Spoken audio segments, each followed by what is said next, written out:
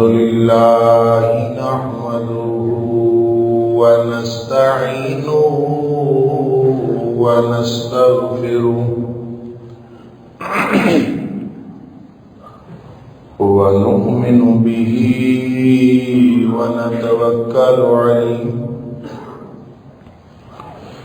ونعوذ بالله من شرور أنفسنا ومن سيئات أعمالنا من يهده الله فلا مضل له ومن يضلل فلا هادي له وأشهد أن لا إله إلا الله وحده لا شريك له وأشهد أن محمدا عبده ورسوله صلى الله عليه وسلم أرسله بالحق بشيرا ونذيرا بين يدي الساعة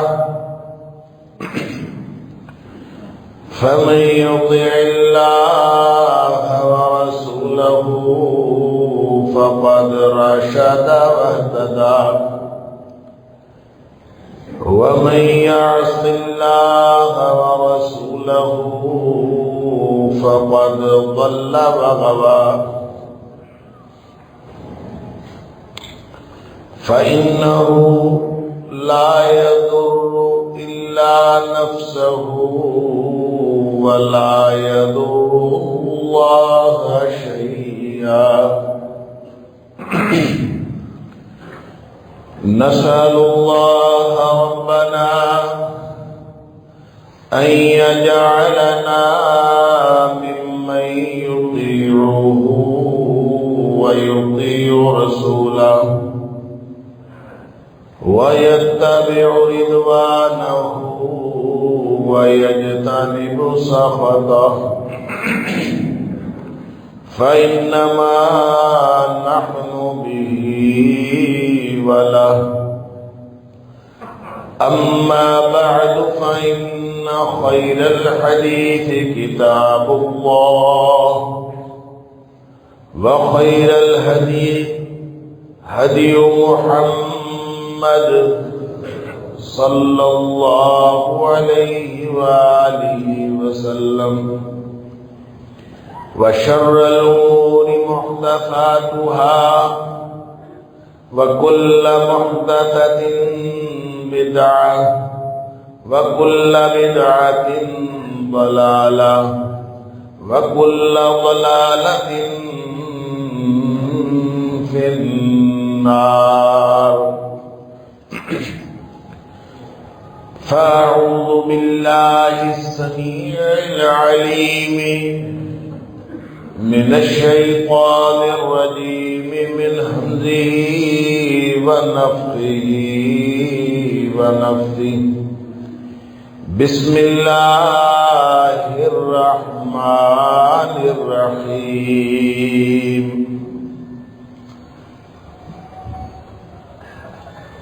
يا أيها الذين آمنوا إن جاءكم فاسق بنبأ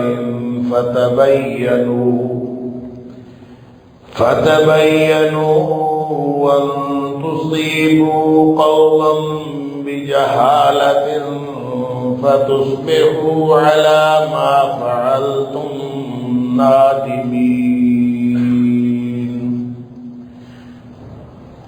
اے ایمان کا دعویٰ کرنے والوں، جب تمہارے پاس کوئی فاسق خبر لے کے آئے تو اس کی تحقیق کر لیا کرو. ایسا نہ ہو کہ نادانی جہالت میں تم کسی قوم کو نقصان پہنچا بیٹھو، کسی کو تکلیف دے بیٹھو، پھر تم اپنے کیے پر نادم اور پشیمان ہوئے پھرو. صدق اللہ العظیم.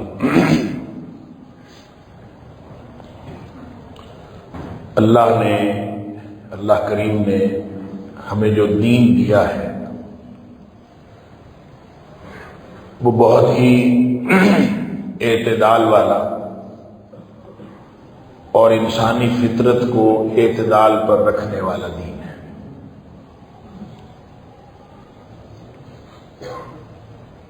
کوئی چیز ایسی اللہ کریم نے انسان کو حکم نہیں فرمائی جو انسانوں کی استطاعت سے باہر ہو، اور اگر انسانوں کی استطاعت سے باہر ہو تو اللہ نے اس کا انسان کو مکلف نہیں ٹھہرایا،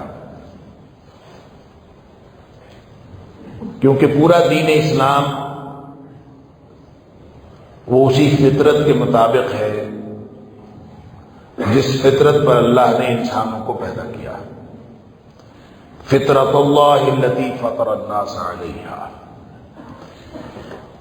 یہ وہی اللہ کا دین ہے جس کے اوپر اللہ نے، یعنی دین فطرت ہے جس کے اوپر اللہ نے انسانوں کو پیدا کیا۔ لہذا انسانوں کی جو ضروریات ہیں وہ انفرادی ضروریات ہوں یا اجتماعی ضروریات ہوں، تمام ضروریات کو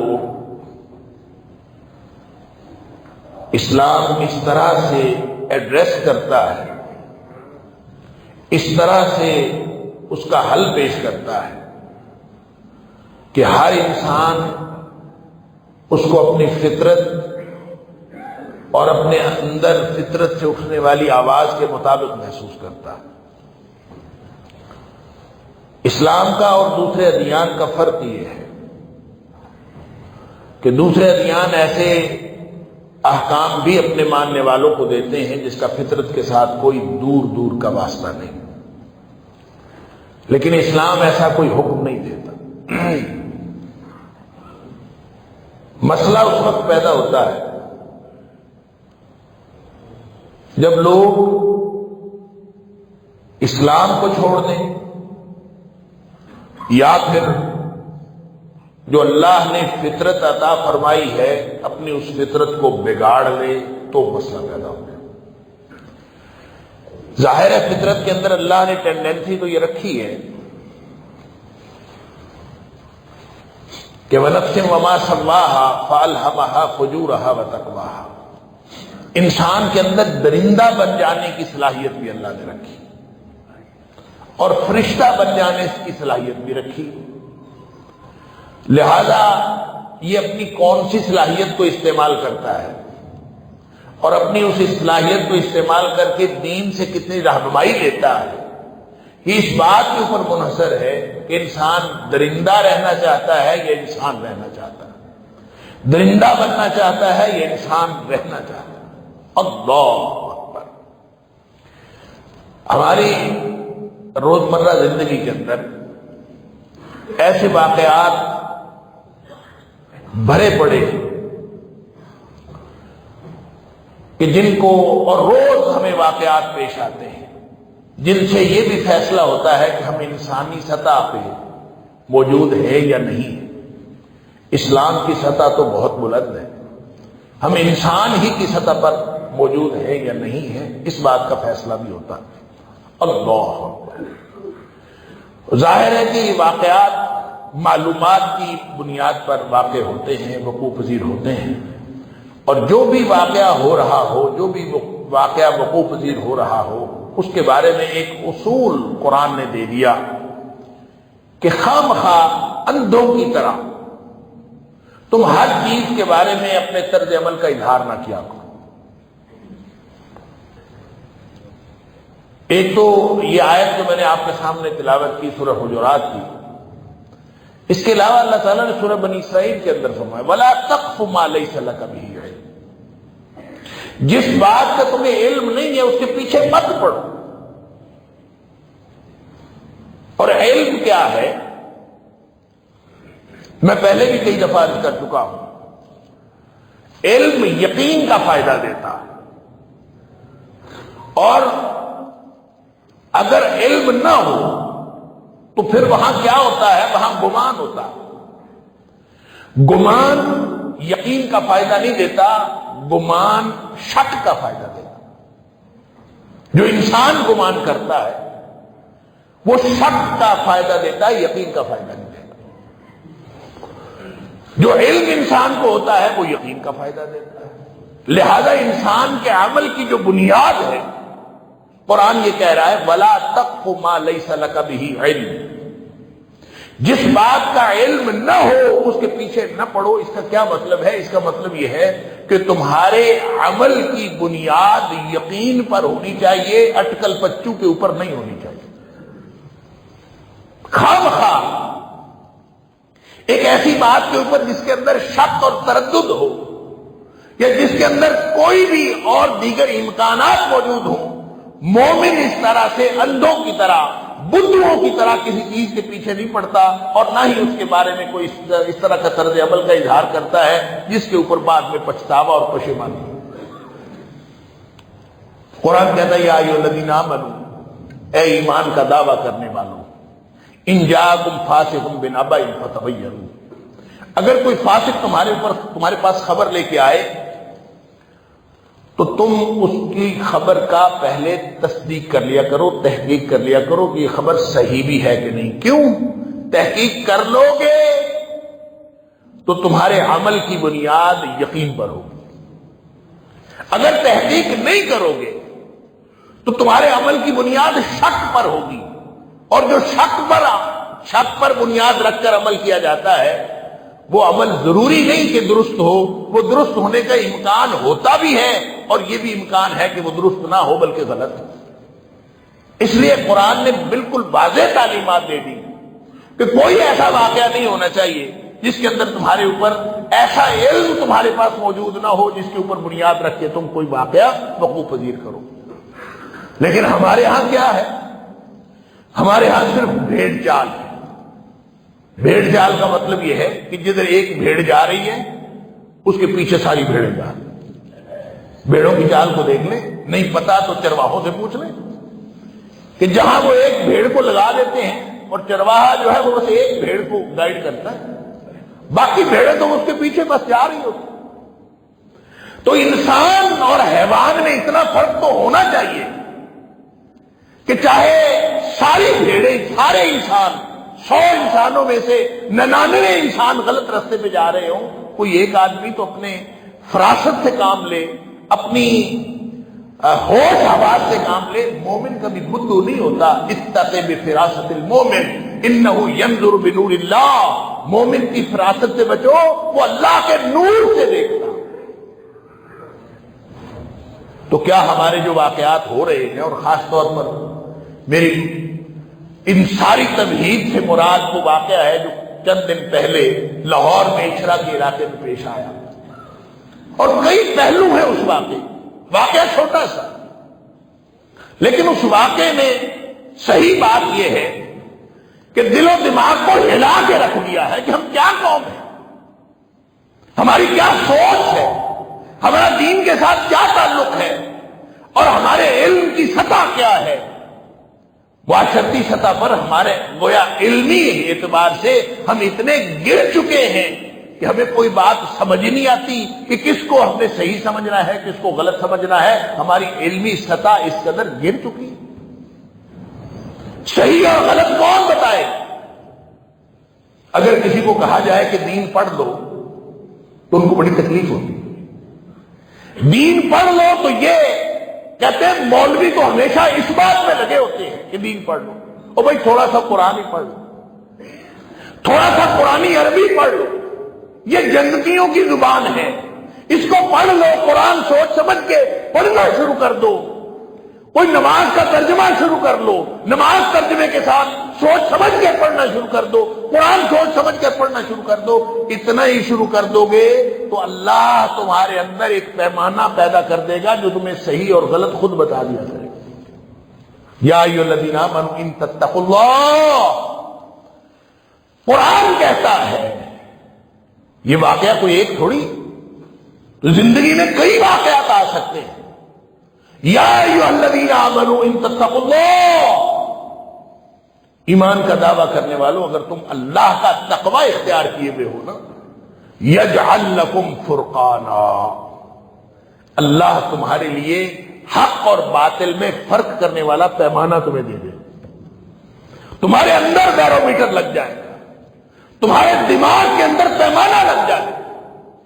کسی شخص کو کچھ بھی سمجھ نہ آ رہی ہو، لیکن جس شخص نے اللہ کے تقوی پر زندگی کی بنیاد رکھی ہے اس کو ضرور سمجھ آ رہی ہے، اس کو ضرور پتا چل جاتا ہے کہ میں نے کس موقع پر کیا کرنا. اللہ اکبر.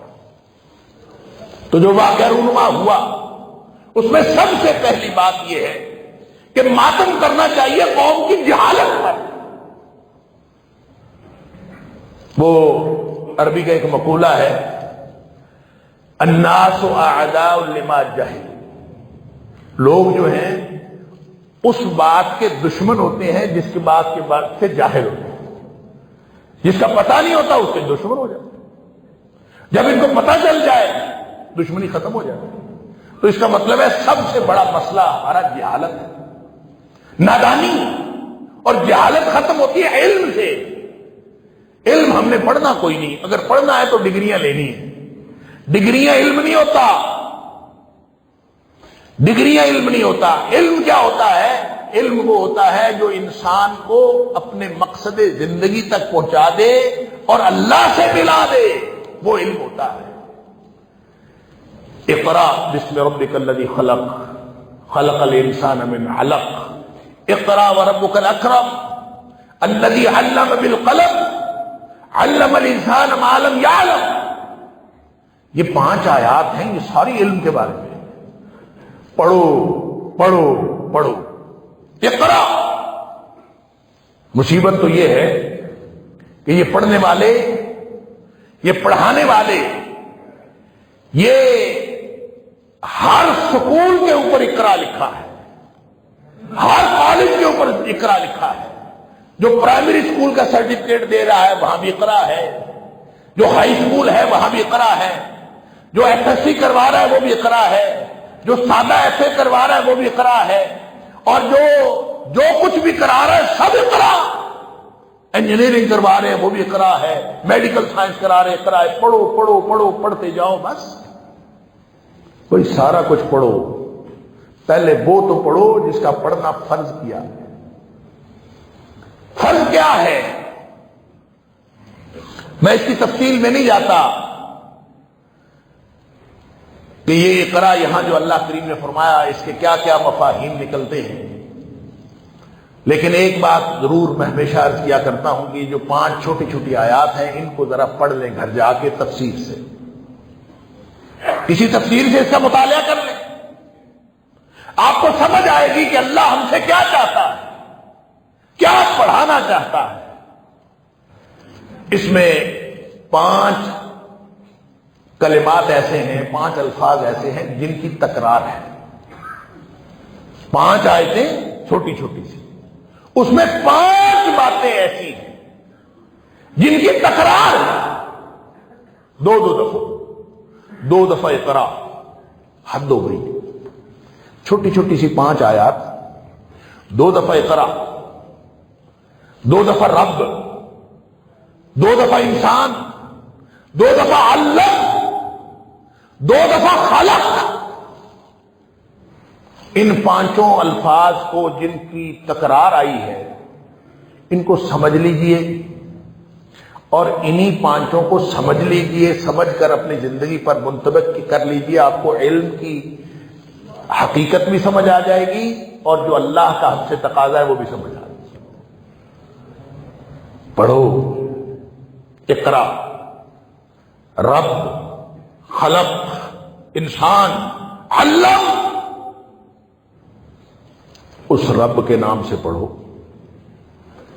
جو تمہارا پیدا کرنے والا ہے، اور وہ سیکھو جو تمہیں اللہ سے ملا دے، خالق سے ملا دے.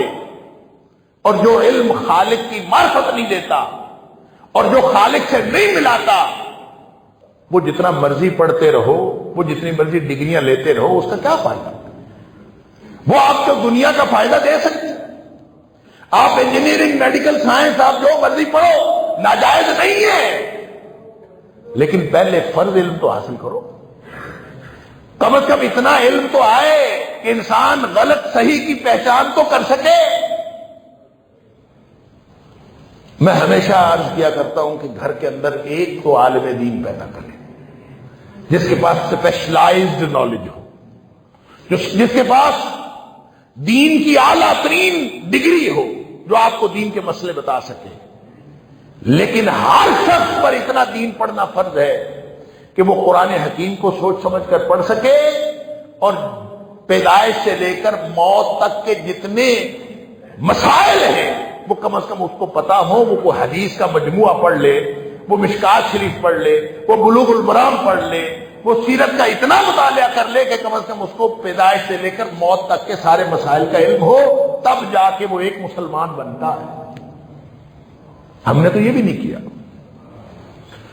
لہذا بڑا ہی افسوسناک پہلو ہے کہ وہ خاتون کا لباس کیسا تھا کیسا نہیں تھا یہ مسئلہ نہیں، سمجھنے والوں نے کیا سمجھا ہے، کس بنیاد پر اس کے پیچھے پڑے ہیں. قرآن تو کہتا ہے کہ اگر خبر ملی ہے تو تحقیق کر لو، اگر خود دیکھا ہے تو پہلے علم حاصل کرو. وَلَا تَقْفُ مَا لَيْسَ لَكَ بِهِ علم، جس بات کا علم نہیں ہے اس کے پیچھے کیوں پڑتے ہو خامخواہ پڑھ کے. خیر، جو بھی معاملہ ہوا اس کا ایک پہلو تو یہ ہے کہ کاش ہم ان چھوٹے چھوٹے واقعات سے ہی سمجھ جائیں اور اپنے بچوں کو وہ بنیادی دینی تعلیم دیں جو فرض تعلیم ہے، ہر مسلمان کے اوپر فرض ہے. وہ چاہے ڈاکٹر بن رہا ہو، چاہے انجینئر بن رہا ہو، چاہے کاروباری ہو، چاہے ریڑھی لگانا چاہتا ہو، وہ جو مرضی کرنا چاہتا ہے اس کے اوپر فرض ہے اتنا علم حاصل کرنا. اور اگر اتنا علم حاصل کیا ہوگا تو انشاءاللہ لوگ دین سے، دینی اقدار سے ناواقف نہیں رہیں گے. جب ناواقف نہیں رہیں گے تو پھر دشمن بھی نہیں رہیں گے. الناس اعداء لما جهلوا، جس سے ناواقف ہوتے ہیں اس سے دشمن. اللہ، بہرحال پہلا ایک پہلو تو اس کا یہ ہے کہ ہمیں علم حاصل کرنا چاہیے اور فرض علم ہمیں بھی حاصل کرنا ہے، اپنے بچوں کو بھی علم حاصل علم دینا. اگر نہیں دیا تو ہم قیامت والے دن اللہ کے ہم پکڑے جائیں گے. یہ فرض علم ہے. اگر اتنا بھی علم نہیں دیا تو قیامت والے دن ہم پکڑے جائیں گے، ہم نے اپنے فرض سے کوتاہی نہیں کی. اسی لیے اس طرح کے واقعات جو ہے وہ رونما ہوتے ہیں. دوسرا پہلو یہ ہے اس کا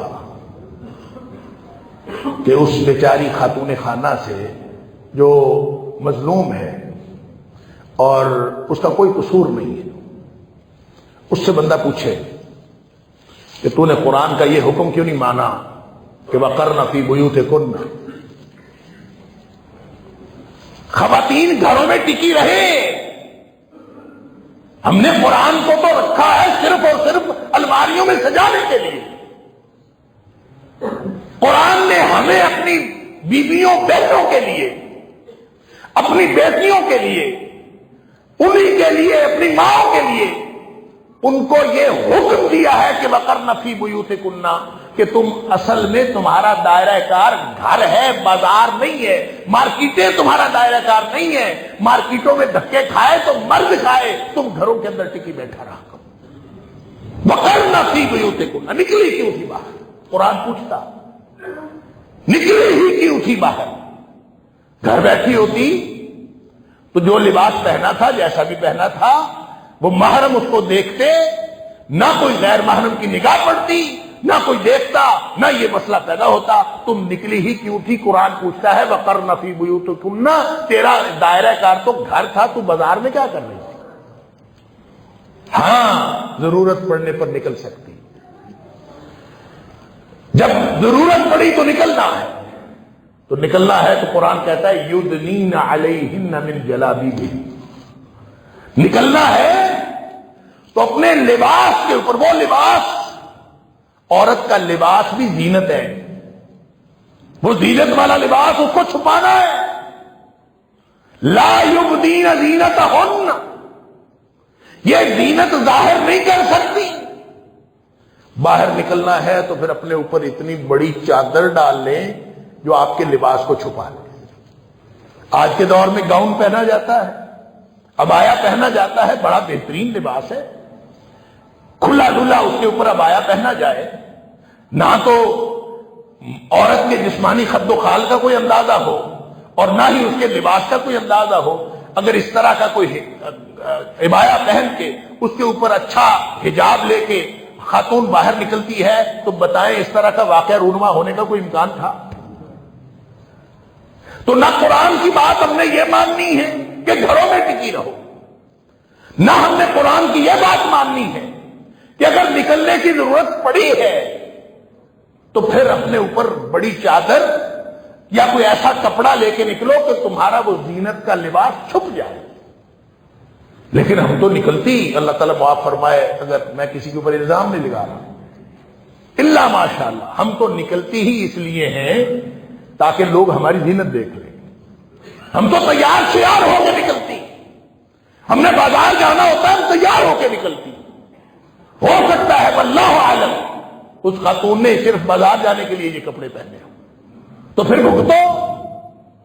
اب اگر اس طرح کا زینت کا لباس لوگوں کے سامنے، جاہلوں کے سامنے، غیر ماہروں کے سامنے، عوام الناس کے سامنے، بھیڑیوں کے سامنے اگر اپنے آپ کو دکھاؤ گی تو پھر اس طرح کے واقعات تو ہوں گے، پھر روتی کیوں؟ پھر مسئلہ کیا ہے؟ لہذا دوسرا پہلو اس کا یہ ہے کہ خواتین کو اپنی حیا کے دائرے کے اندر رہنا چاہیے اور اپنے دائرہ کار کے اندر رہنا چاہیے، اور اپنے دائرہ کار کے اندر رہے گی تو انشاءاللہ اس طرح کے واقعات کبھی وقوع پذیر نہیں ہو سکتے۔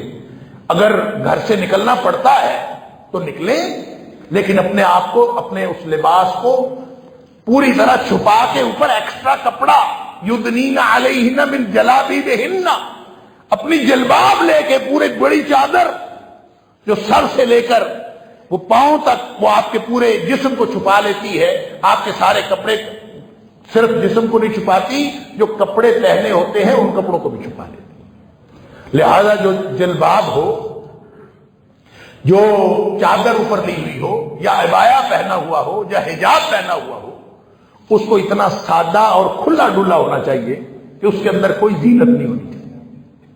مصیبت تو یہ ہے کہ اب عبایا اتنے ڈیزائننگ والے آ گئے ہیں، عبایا کے اندر اتنی ڈیزائننگ ہو گئی ہے، اس کے اندر اتنی اٹریکشن ہے کہ شاید جو اندر کپڑے پہنے ہیں وہ اتنے اٹریکٹیو نہ ہو جتنے عبایا اٹریکٹیو ہو گئے ہیں۔ عبایا پہننے والیاں بھی جو نکلتی ہیں اللہ ماشاءاللہ وہ بھی ایسا عبایا پہن کے نکلتی ہیں کہ لوگ جو ہیں وہ اس کی طرف اٹریکٹ ہوں کہ جناب کتنا خوبصورت عبایا پہنا ہوا، انا للہ و انا الیہ راجعون۔ شریعت نے تو اس لیے کہا تھا کہ تمہاری زینت چھپ جائے، اگر تم نے اس عبایا کو بھی زینت بنا لیا تو پھر کبھی اس طرح شکوہ مت کرو، پھر اس طرح کے واقعات ہوتے رہیں گے۔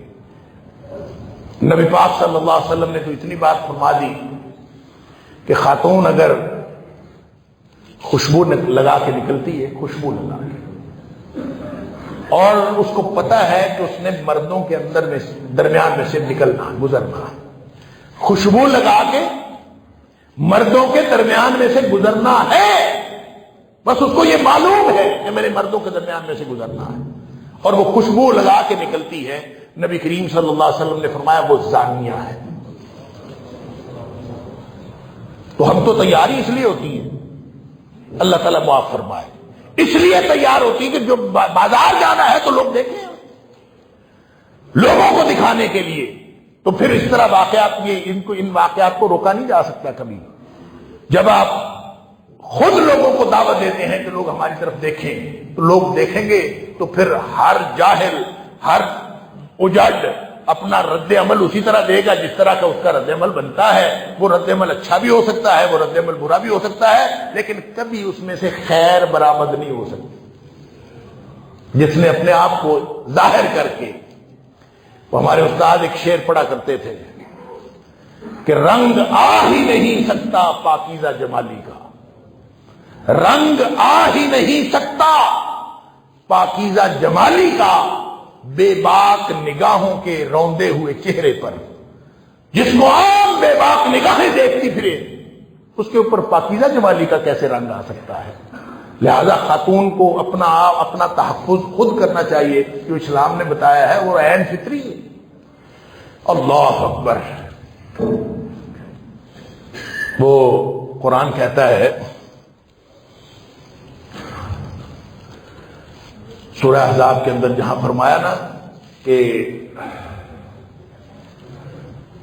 یدنین علیہن من جلابیبہن، کہ اوپر جو ہے پردہ کر لیا کرے، اور پھر ساتھ یہ کہا جہاں یہ فرمایا من وراء حجاب، کوئی چیز مانگنی ہو تو حجاب کے پیچھے سے، پردے کے حجاب کا حکم نازل ہوا تو میں ام المومنین کے لیے، بات ام المومنین کی ہو رہی تھی، تو اگر کسی نے کوئی چیز مانگنی ہے تو وہ پردے کے پیچھے سے مانگے، اور بات کرنی ہے تو انتہائی کھڑے اور کھڑے لہجے میں بات کریں تاکہ کسی کے دل میں کوئی غلط بات نہ آئے۔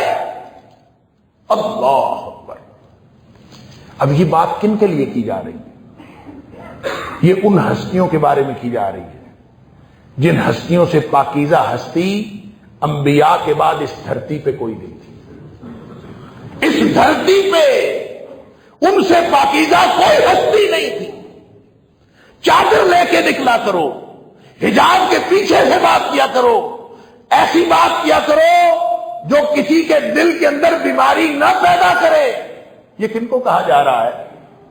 یہ صحابہ کرام کو کہا جا رہا ہے، یہ امہات المومنین کو کہا جا رہا ہے۔ اللہ اکبر۔ تو اس کا مطلب یہ ہے کہ حجاب نہ ہو تو جو اس دھرتی کی سب سے پاکیزہ ہستیاں ہیں انبیاء کے بعد، ان کے دل کے اندر بیماری پیدا ہونے کا بھی امکان موجود ہے۔ ہم کہتے ہیں نہیں جی، پردہ تو آنکھ کا ہوتا ہے، حیا تو آنکھ کی ہوتی ہے۔ جو اس دھرتی کی سب سے پاکیزہ ہستیاں تھیں، ان کو قرآن کہتا ہے کہ کہیں تمہارے دل میں، کیا مطلب؟ دل میں چور پیدا ہونا، دل میں خرابی پیدا ہونا، اس کا تعلق حجاب کے ساتھ ہے۔ حجاب نہیں ہوگا تو خرابی پیدا ہوگی، حجاب ہوگا تو خرابی پیدا نہیں ہوگی۔ جب یہ بات پاکیزہ ترین ہستیوں کے لیے صحیح ہے تو ہم کس بات کے مولی ہیں؟ ہم کون ہوتے ہیں؟ ہم جتنے مرضی نیک ہوں، ہم جتنی مرضی نیک نگاہیں رکھنے والے ہوں، ہماری بچیاں، ہماری بیٹیاں، ہماری مائیں، ہماری بہنیں، وہ جو کچھ بھی جتنی مرضی پاکیزہ نگاہوں والی ہوں، جب تک حجاب نہیں ہوگا نا، دل کے اندر پاکیزگی نہیں آ سکتی۔ جب ان کے لیے صحیح ہے تو ہم کس بات کی؟ لہذا اس واقعے کا ایک یہ پہلو بھی بڑا خوفناک پہلو ہے۔ اللہ اکبر۔ اور تیسری اور آخری بات جو میں اس بارے میں عرض کرنا چاہتا ہوں وہ یہ کہ وہ اشفاق احمد نے ایک بات کہی تھی کہ ہم اصل میں ہمیشہ اسلام کو گالی دینا چاہتے ہیں، ہمارا دل کرتا ہے اسلام کو برا بھلا کہیں، اور اسلام کو برا بھلا کہہ نہیں سکتے تو پھر ہمارے قابو میں آتا ہے مولوی۔ ہم پھر مولوی کو برا بھلا کہہ کے اپنی وہ انتقام کی آگ ٹھنڈی کرتے۔ واقعہ کیا ہوا؟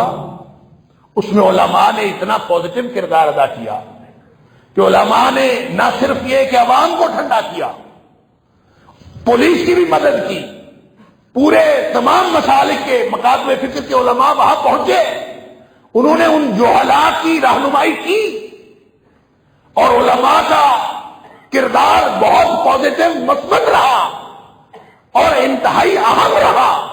انہوں نے ایک طرف ہجوم کو ٹھنڈا کیا، دوسری طرف پولیس کی رہنمائی کی۔ چاہیے تو یہ تھا کہ علماء کی تعریف کے پل باندھے جاتے، بلکہ ہم نے الٹا سنا ہے کہ علماء کے بارے میں جو عجیب و غریب باتیں کی جا رہی ہیں، اور بتایا یہ جا رہا ہے جیسے یہ ساری مہم علماء نے شروع کی۔ اور بھائی عالم بنو گے، کوئی علم پڑھو گے تو تمہیں علم والوں کی کوئی اہمیت اور قدر سمجھ آئے گی۔ ہر داڑھی والا عالم نہیں ہوتا، ہم نے تو کبھی دین کے علم کو اتنا ادنا لیا ہوا ہے۔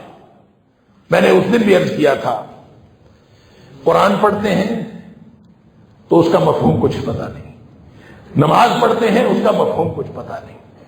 اور اصل میں کیا ہے؟ قرآن اللہ کا کلام ہے بندوں کے ساتھ، اور نماز بندوں کا کلام ہے اللہ کے ساتھ. نہ ہمیں پتا کہ ہم اللہ کو کیا کہہ رہے ہیں، نہ ہمیں پتا اللہ ہمیں کیا کہہ رہا ہے. انا للہ و انا الیہ. پھر ہم مولوی کے مولوی، پھر یہ علماء ہے، پھر ان کا نام علماء. اور بھائی علماء نہیں ہے. اگر علماء ہونا تو قرآن نے کہا انما یخشی اللہ من عبادہ العلماء. اللہ اکبر، اللہ کے بندوں میں سے جو اللہ سے ڈرنے والے ہیں وہ تو صرف علماء ہوتے ہیں. جتنی خشیت اہل علم کو ہوتی ہے اللہ سے، جتنا اللہ کی عظمت کا رعب اہل علم کے دل میں ہوتا ہے وہ کسی اور کے دل میں ہو نہیں سکتا. لہذا علماء کے کردار کو سراہنے کی بجائے بس موقع ایسے لگتا ہے جیسے لوگ موقع تاڑ کے بیٹھے ہوتے ہیں، کوئی موقع بنے اور مولویوں کے خلاف مہم کا آغاز کیا جائے. سن لیجئے، آج موقع ہے، ابھی اپنی نسلوں کو تباہ ہونے سے بچا لیجئے. اپنی نسلوں کو تباہ ہونے سے بچانے کا طریقہ یہ ہے کہ ان کو علماء بنا لیجئے. علماء ہوں گے تو تمہاری نسلیں بچیں گی، وگرنہ اسی طرح کے جو ہلا ہوں گے. کوئی اچرا بازار نہیں ہوگا تو کوئی اور بازار ہوگا، وہ لاہور شہر نہیں ہوگا تو کوئی اور شہر ہوگا. بہانہ خاتون کے لباس کے ڈیزائن کا نہیں ہوگا تو کوئی اور بہانہ ہوگا، وگرنہ نسلیں اسی طرح تباہ ہو برباد ہوتی رہیں گی. بچانا ہے اپنے آپ کو تو اپنے بچوں میں سے ہر گھر کے اندر ایک عالم پیدا کرے جس کے پاس پورا دین کا علم ہو، اور ہر بچے کو دین کا وہ بنیادی وہ اتنا علم ضرور دیں جو فرض ہے، تاکہ ہم اللہ کے ہاں بھی سرخرو ہو سکے اور دنیا میں بھی انسانوں کو معاشرے کے سپرد کر سکیں، نہ کہ انسان نما جانوروں کو معاشرے کے سپرد کریں جو ہر کسی کی عزت اچھالتے پھریں. اللہ تعالیٰ مجھے اور آپ کو، ہم سب کو اس بات کی توفیق عطا فرمائے. وآخر دعوانا الحمدللہ رب العالمین.